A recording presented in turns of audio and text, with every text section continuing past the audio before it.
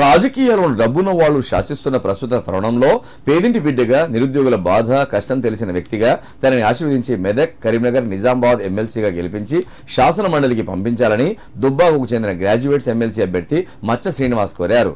తెలంగాణ ఉద్యమంలో చురుకుగా పాల్గొని జైలు జీవితం గడిపిన వ్యక్తినని ఉద్యమ స్ఫూర్తితో నిరుద్యోగుల సమస్యల పట్ల పోరాటం చేసి వారికి అండగా నిలబడి న్యాయం చేస్తానన్నారు.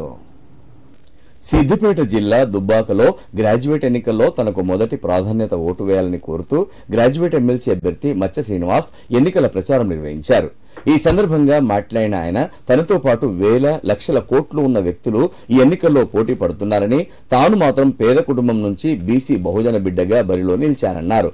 పేదవాడి కష్టం, నిరుద్యోగి కష్టం తాను దగ్గర నుండి చూశానని, వారిపై పోరాటం చేయడానికి తనకు పట్టభద్రులు ఒక అవకాశం ఇవ్వాలని కోరారు. తనను ఆశీర్వదిస్తే ప్రతిరోజు ప్రజల్లో ఉంటూ నిరుద్యోగులు పట్టభద్రుల పక్షాన ప్రభుత్వాన్ని నిలదీస్తానన్నారు. పోస్టల్ బ్యాలెట్లో తనకు 41 నంబర్ కేటాయించడం జరిగిందని, పట్టభద్రులు ఒకసారి ఆలోచించి తనను ఆశీర్వదించాలని కోరారు. కార్యక్రమంలో మల్లుగారి చంద్రారెడ్డి, కాలువ నరేష్, భాస్కర్ రెడ్డి, నిరుద్యోగ పట్టభద్రులు పాల్గొన్నారు. మచ్చ శ్రీనివాస్ ప్రస్తుతం జరుగుతున్నటువంటి శాసన మండలి ఎన్నికల్లో పట్టభద్రుల తరపున అభ్యర్థిగా మెదక్, కరీంనగర్, ఆదిలాబాద్, నిజామాబాద్ కాన్స్టిట్యున్సీలకు పట్టభద్రుల ఓటర్ల ఎన్నికల్లో పోటీ చేయడం జరుగుతూ ఉంది. ప్రస్తుతం ఉన్నటువంటి రాజకీయ పరిస్థితులు డబ్బులుంటేనే రాజకీయం లేదంటే లేదనే సందర్భంలో పరిస్థితుల్లో ఒక పేదింటి బిడ్డగా, ఒక ఉద్యమకారునిగా, ఈ ప్రాంతం రిజిగ్నేషన్ కోసం కొట్లాడుతున్న వ్యక్తిగా ఈ ఎన్నికల్లో నేను నామినేషన్ దాఖలు చేయడం జరిగింది. నేను నామినేషన్ దాఖలు చేయడం అంటే ఒక సాహసోపేతమైన నిర్ణయంగా నేను అభిప్రాయపడతాను.